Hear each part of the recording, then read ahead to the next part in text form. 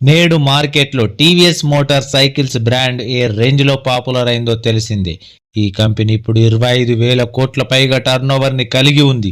అయితే ఒక సాదాసీదా bus garage సర్వీస్తో ప్రారంభమైన టీవీఎస్ కంపెనీ ఇప్పుడు దేశ విదేశాల్లో తన వ్యాపార కార్యకలాపాలను విస్తరించింది.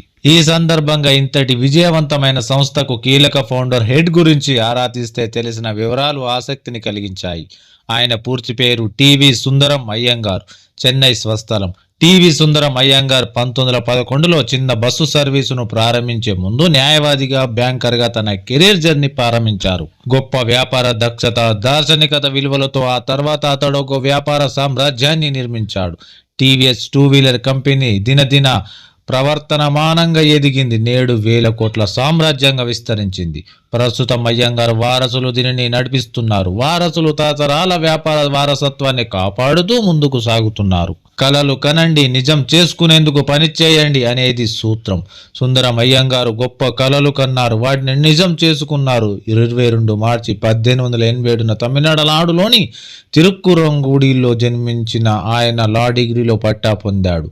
న్యాయవాదిగా తన వృత్తిని ప్రారంభించాడు. అయితే రొటీన్గా జీవితం సాగడం అతడికి నచ్చదు. భారతీయ రైల్వేలో పనిచేసి తర్వాత బ్యాంకింగ్ రంగంలో అవకాశాలను వెతికాడు.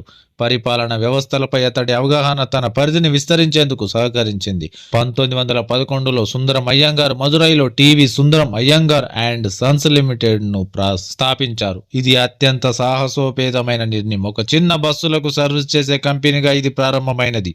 అత్యంత వేగంగా ఎదిగింది. మద్రాస్ ప్రెసిడెన్సీలో మొట్టమొదటి ప్రజా బస్సు రవాణా సేవను ప్రవేశపెట్టిన వ్యక్తిగా అయ్యంగార్ చరిత్రకెక్కారు.